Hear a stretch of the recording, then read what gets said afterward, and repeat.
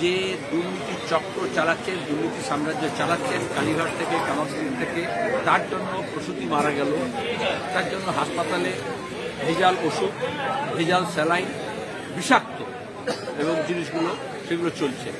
আর তার এটা চালানো হচ্ছে, তার জন্য থ্রেট কালচার। আর্জি করে যে মেয়েটি মারা গেল, তখন আমরা বললাম পূর্ণাঙ্গ তদন্ত হওয়া দরকার।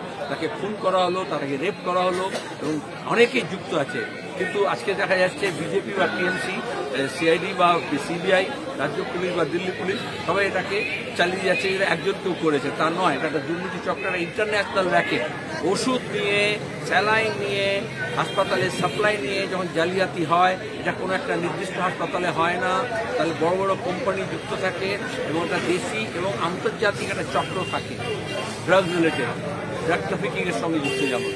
আর আজকে আসলে অভিষেক ব্যানার্জির নেতৃত্বে আমাদের রাজ্যে মাফিয়া রাজ চলছে। সিবিআই কিছু বলবে না, বিজেপি কিছু বলবে না, কিন্তু তোমরা মনে করতে শুভেন্দু বড় ব্যাপার। কোথায় তারা? কেন আজকে মীনাক্ষী রেখে লড়তে হচ্ছে? কারণ দাঁড়িয়ে এই যে মাফিয়া রাজ চলছে, এখন অভিষেক ব্যানার্জি অমিত শাহের হাতে জমা পড়ে গেছে। সুতরাং সিবিআই পুলিশ তাকে গরু পাচার হোক আর অন্যান্য দুর্নীতিকাণ্ড হোক, শিক্ষক নিয়োগ হোক, তাকে চার্জশিট থেকে বাইরে রাখবে। আর মমতা ব্যানার্জি বলছেন সইয়া হয় কোতবার ডর কাহেগা।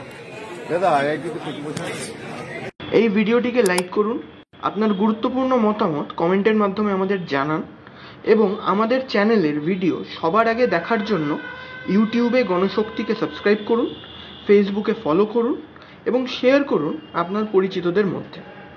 আমাদের চ্যানেলে আপলোড হওয়া ভিডিও নোটিফিকেশন পেতে বেল আইকনটি ক্লিক করতে ভুলবেন না।